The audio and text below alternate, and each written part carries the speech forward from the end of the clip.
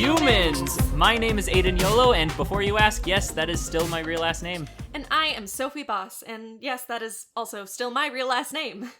And welcome to another episode of 2HP, a geeky podcast for literally everyone. This week we are going to be taking a slight step away from the stereotypical geeky subjects, and we are going to chat about houseplants! Now, this topic is a personal favorite of mine, as evidenced by the large quantity of green things in pots around our house. And I pretty much have no existing knowledge or real obsession about this, and all I know is just what I've picked up from living with Sophie. So let's get right into talking about the roots of keeping houseplants, where we're going to run you all through a little history of humans keeping foliage around their homesteads. Well, in the early Neolithic period, people started domesticating plants. This is when humans finally realized, hey, it would be easier to get plants if they were planted in a designated area versus growing wild wherever they wanted to. What mind-blowing. I know. So this is when we started domesticating crops and things that could be used for weaving and clothing and building structures and things like that. Yeah, so mostly useful foliage rather than just decorative, yeah. Yeah. So one of the earliest records of actual houseplants, like plants that are being kept and grown inside of a building, would be the fabled Hanging Gardens of Babylon. And there are debates on whether or not these gardens actually existed because no one's ever found them and yada yada yada.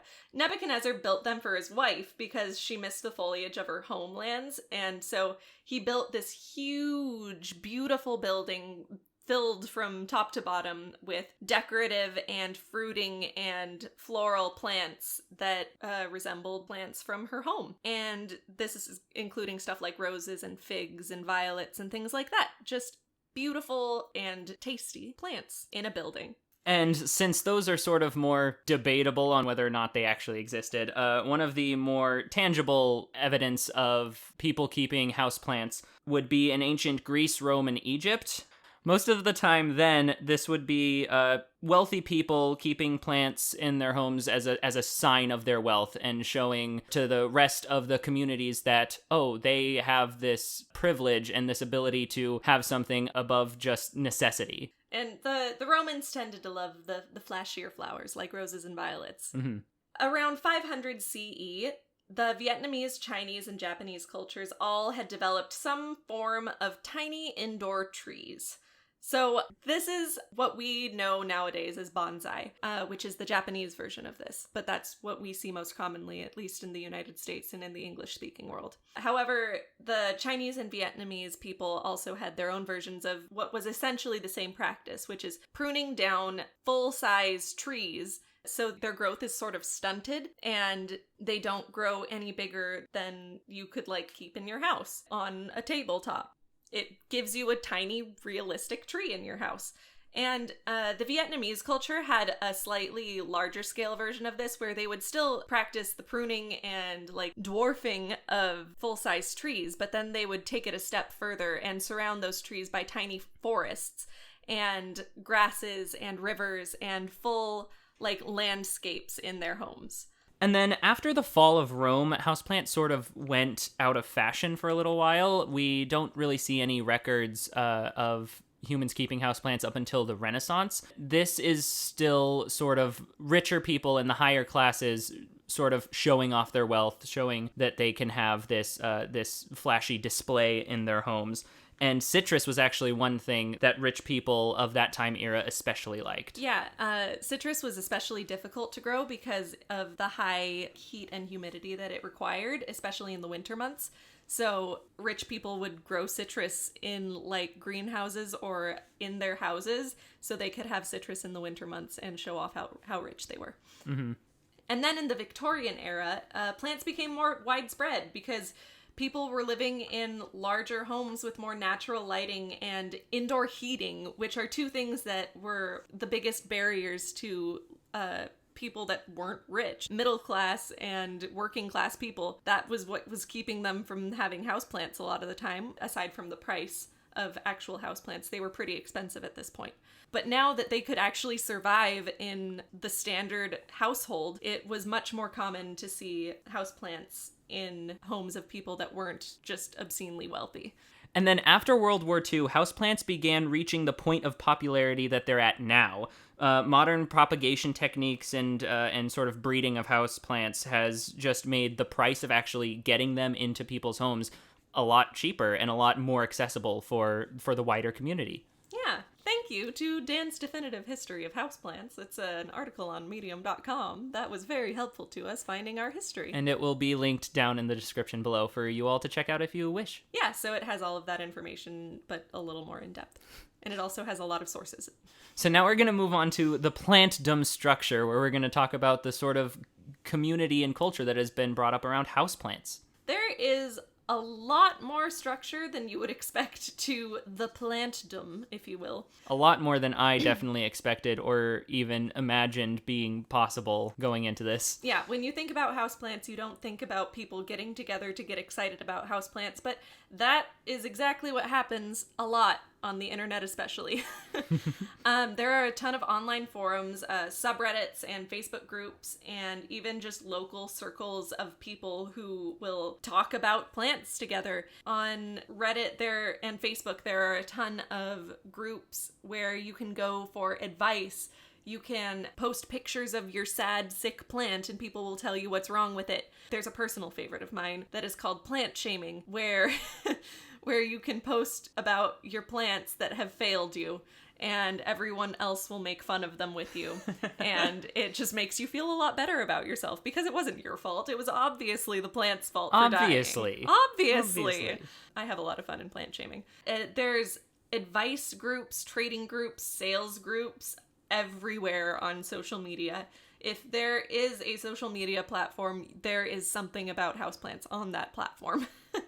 And another thing that I definitely didn't really expect or even think about was like how with other geeky things and other fandoms, there are usually big conventions where a lot of people get together to celebrate this thing. And I never really thought about houseplants that way, but looking into it, they're actually quite a bit, and people will travel from like far away to partake in like large sales for plants and expos. And one that I actually found was the Hendersonville Garden Jubilee, held in Hendersonville, North Carolina. Down there they have a lot of nurseries and orchards, and every year around May 23rd or 24th, it's usually a weekend event where they have countless amounts of people come through to tour all of their orchards and nurseries and everything. And they have food and beverage vendors for everybody during the celebration. It looks really, really cool. There are also, in all of these groups and circles, there are plants that become trendy. Especially in recent years, this has been something that I've seen a lot. It seems like there's like one or two every month that kind of cycle through and get really popular. A couple of them that are worth noting are Monstera deliciosa, also known as a split-leaf philodendron or a Swiss cheese plant. I love that. These are big, beautiful plants with big, beautiful leaves with splits called fenestrations in them. They are very sought after for interior design and just because people enjoy how they look, and they just exploded. Like, I think it was sometime last year when I first started seeing the explosion of people looking for monsteras. It's getting a lot easier to find now just because the demand for it has increased so much. So it's starting to die down a little bit also now that people are able to just go to their local plant store and buy a monstera for a reasonable price. Another one that is a lot more recent is the philodendron Birkin. This is a really pretty plant with sort of teardrop-shaped dark green glossy leaves with like pinstripes on them. It's super gorgeous. It has gotten so popular. It used to be really expensive. I mean, it's still pretty expensive, but I have seen a lot more reasonable prices for it recently. And it makes sense that it would be expensive because it's called a Birkin, like a bag. Birkins are fancy handbags. Well, I know that. Okay, you do? Yeah. I'm glad. Because of Legally Blonde the musical. I'm glad. About a nice Birkin bag. Anyway, moving on. Okay, yes.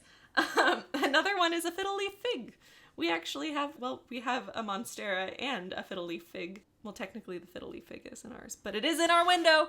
And these have gotten popular recently because they look cool. This is another one that's been really popular in interior design. They are also very popular in the plant shaming group because they really like to drop leaves and no one can figure out how to take care of them. So far, the one in our window has been doing pretty dang good, though. Yeah. I'm pretty impressed with it, actually. Yeah. And the last one that I want to talk about is a personal favorite of mine that I really, really want and have not been able to get. This one hasn't been on the same, like, craze level as the rest of them. You just included it because you want it. Listen, it got... partially, yes, but it did get very popular compared to other, like, cactus varieties. Okay, hun. This is the myrtillo cactus. It is also known as the booby cactus. Best name. Best name. Because each, like, spine on it has a little, like, pokey outy thing that looks like a booby. And I really want one. It's one of my favorite cacti. I just really wanted to get that in there. Yep. Just wanted to talk about the booby cactus a little bit. Yep. Are you still talking about it? Nope. We're done. All right. That right there, what Sophie just explained, is one of the biggest themes that really all fandoms share. And it really goes to show that just anything that a large enough amount of people are passionate about can just blow up to an insane fandom. Because like with action figures and trading cards, there are some that like only get printed once and then they end up being $12,000s of dollars, and like it fluctuates and cards come and go and action figures come and go and everything. It's just really, really cool. Now we're going to move on to personal propagations, where we're going to talk about our own sort of experiences with houseplants. And my experience is limited at best. I know that people keep plants in their houses as decorations, and that's really the extent of my knowledge. I know that people do it. I never really grew up having a lot of houseplants in our home, and I've never met anyone so enthusiastic about it until I met Sophie.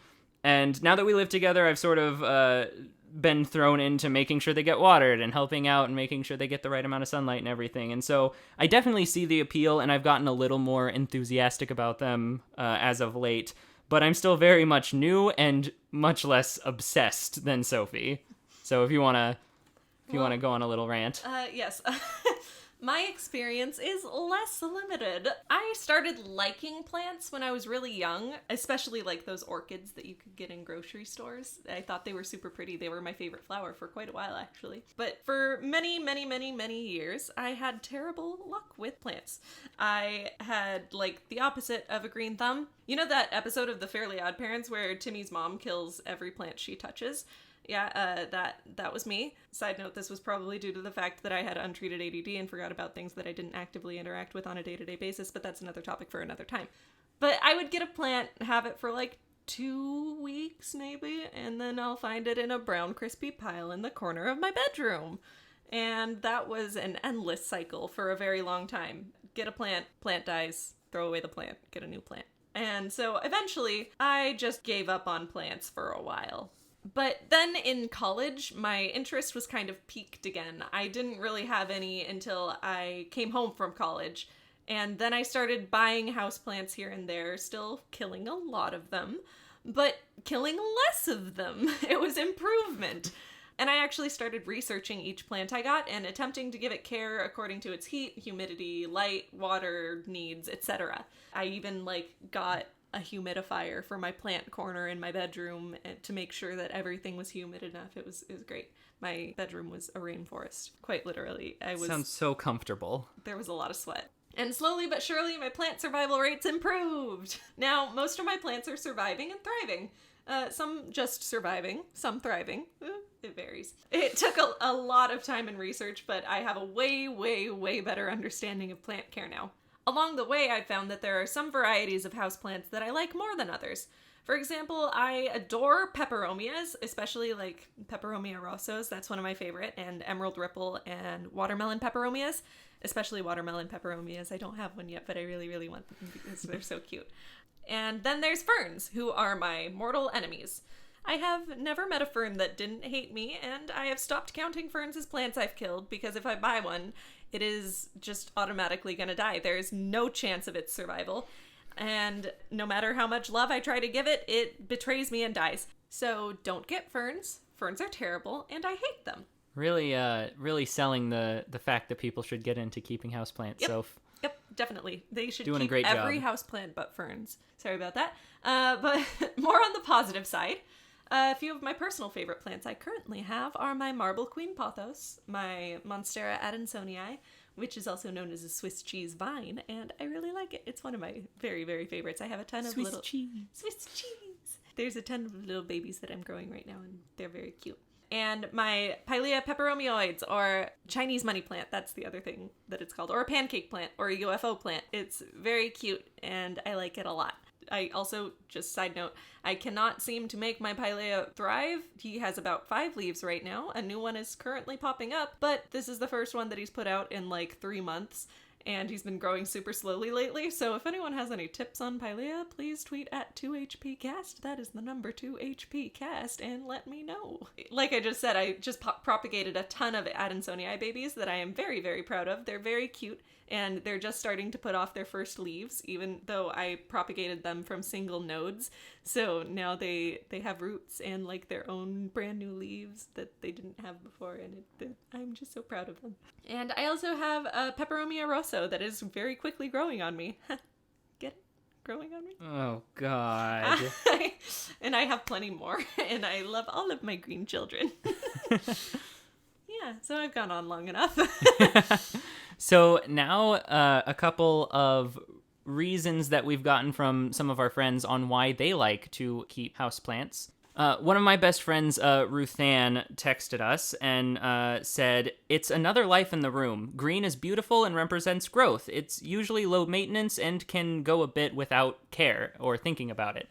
Yeah. So it's just, yeah, like that's just a really, really good reason to keep houseplants, is just brightening up the house. Yeah. Adding more life to the room. Yeah. Yeah. And then one of my close friends, Rebecca Ramos, at _Argyle Sweater on Twitter, she said, "I like plants because they're all very different and take different needs, just like people, but they don't talk or have political opinions. Plants just are. They're great to watch grow like children, except if you make a small mistake, they won't grow up to resent you." Thank you for those those insightful words, Rebecca. Very, very low stakes. Yes, it's great because Low risk, high reward. Exactly. There you go. There we go. And then some of the most articulate and heartfelt words we got from Sophie's best friend, Caitlin. She said, "I like wasting money. Helps me tanks. Makes house gooder. Look nice and smell LOL." Thank you for those. Thank you. Thank you for those much insightful words, Caitlin. So inspiring. So inspiring. I don't even know how to respond. That is all that really needs to be said about houseplants. It's true. I think after hearing that, you all are just going to be struck with just the need to go out and get plants for your home. Absolutely. I mean, I know that I want to go buy a plant right now. You always want to buy a plant, Sophie. Don't worry about it. That is nothing different. It's fine. Don't worry about it. All right, now moving on, we're going to talk about how to grow your plant passion. Like we just talked about, there are a bunch of Facebook groups and subreddits and groups on other social media platforms like Twitter pages and stuff like that. Twitter is like the only other one I can think of right now. Instagram, that's another one. That's another one. But specifically what I want to talk about is a subreddit called Take a Plant, Leave a Plant. This is exclusively like trading and giving away plants. There's no selling of plants, I don't believe. I would have to actually like check the group rules on that. But this is where people will go to post like what baby plants they have that they're getting rid of and want to give away to new homes, and maybe what they're looking for in return, or if they're not looking for anything in return, they're just giving away new stuff to whoever wants it, or they're looking for something specific and asking if someone's willing to send a cutting of that plant or something like that. And pretty regularly I see people pop in who just say, "Hey, I am brand new with houseplants. I don't even have any yet, but I know that I want some." is there anyone who would be willing to send a pothos cutting my way? And a lot of the time, a ton of people will hop in the comments and say, yes, absolutely, I have cuttings of this, and this. Does any of that interest you? Etc., etc., etc. And people are just so generous in that group. So if you're not really sure what you're looking for, popping into that group and asking is a great way to start. And then another just absolutely wonderful tool and resource that we are going to shout out and link in pretty much every single episode if we can find one is the fandom wiki for houseplants. They have a whole wiki page for houseplants, and they have a bunch of different articles that come out every day on the different types of plants, the different caring needs and of each plant and everything that you can keep in your house. It's just a great place to go and get more information and find out more about this world. And the easiest way to really get your hands on a plant, if you just want to start the easiest way, is your local Lowe's or Home Depot. Every city has one, or some sort of equivalent. Yeah, just a big box hardware store, outdoor store. Yeah, like they're every store like that is going to have at least a small plant section that is going to have something green in a pot that you can just buy for $15-20 and bring it home and start growing it and displaying it in your lovely abode. Another great way to get started in houseplants is just to go to your friends who you know have houseplants. You can just ask them for advice and see if they'll share cuttings, and most of the time people are happy to, unless it's like a brand new or baby plant. Most of the time they can point you in the direction of the best local places to get plants. So besides your Home Depot or Lowe's, they can point you to the local plant stores or florists who have the best houseplants. I mean, locally, here where we live, it's Cameo Floral. I haven't been able to go in so long, and I miss it so much. And she is dying inside. I'm dying. I want new houseplants so bad. Okay. But yes, and you can go to those places as well, and they can give you a ton of advice on care and keeping of plants, and they can tell you what kind of plants you're looking for your first one, or specifically for like what situation you have to put plants in at your house, whether it's high light or low light, what the temperature tends to be in your house, etc., etc. And some of the best starter plants, just overall, no matter what your situation is, I made a list of them, so here are a few. There is the peace lily. It's also known as white sails or a spathe flower. You see it a lot around Easter time, and it's like got long, dark green, oblong leaves, and in the springtime it'll bloom with white, like teardrop-shaped flowers with a big stamen in the middle. They're really pretty, and these are known to thrive on neglect. They are notoriously difficult to kill, and if they need water, which they do enjoy having damp soil, they will tell you. They will look like they're dead and just completely droop into nothing, and you'll panic and think that your plant is dead, but it's not. It's just thirsty and dramatic. I know a lot of people that can be described that way. Next up is a pothos, also known as a devil's ivy. And this is a really pretty vining plant with teardrop-shaped leaves, usually dark green or like a rich emerald color. And they are super lovely, really easy to take care of. They're known to thrive in like office environments, which are notoriously terrible for houseplant survival. So like dry air, artificial lighting, pothos can do it all. And a couple varieties that I would recommend for those, because they come in a lot of varieties, some far more difficult than others. The standard pothos is the easiest. It has normal light requirements, normal water requirements, and it's pretty. But also, if you want something that's slightly more visually interesting, the golden pothos and pothos enjoy, which is N'Joy, they both have some white variegation. They're slightly different patterns. They have slightly higher light requirements, but they give a little bit more visual interest. Golden pothos has like yellow striping sort of on it. Its variegation is the standard name for it. And the pothos enjoy has like large white spots on it, on the leaves. And a couple that I would recommend less in the pothos family for beginners are the silver pothos, which is notoriously easy to kill. It is beautiful, absolutely beautiful, but it's finicky, basically. And also the Brazil philodendron, which is often classified as a Brazil pothos. Also a little bit more difficult to take care of, slightly different care requirements, and probably not the best for a beginner. Next up is snake plants. They are also known as mother-in-law's tongue, and the family name is Sansevieria, which you'll often see it referred to as on the internet and in stores. This is really pretty. It has really tall, spiky leaves, and it doesn't really have a stem. It just grows straight out of the dirt, and it has like stripy, whitish, silvery, and green leaves with a yellow border in the most common variety. This is very low water requirements, pretty low light requirements. It looks pretty. It can get really big, which is something that I've noticed people tend to look for. They like big plants in their house because they're pretty.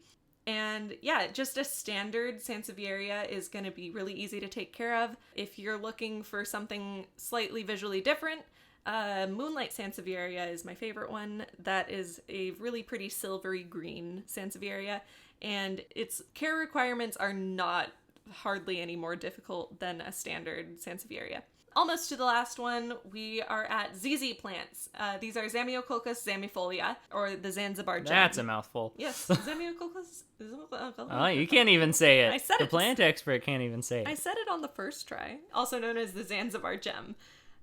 These are lovely plants that are, like, when they grow, they're basically just sticks growing straight out of the ground with leaves on each side. They're like, I don't know, just little oblong leaves. And they're really glossy and pretty. I think they're known as, like, semi-succulents? Is that the right word? I think I've seen them referred to as semi-succulents. So they have like thicker, waxier leaves, and they are really hardy plants. They grow really easily, even though they do grow a bit slow, and they thrive in pretty much anyone's home. They are difficult to kill and very pretty, actually. I like them a lot. I don't have one yet, but I would really like to get one at some point. They also come in a Raven ZZ plant variety, which is a black version, which is gorgeous. I think that the care on those is a little bit more advanced though, so I would recommend starting with your standard green ZZ plant. And then last on my list, we have spider plants, which are also known as airplane plants or ribbon plants.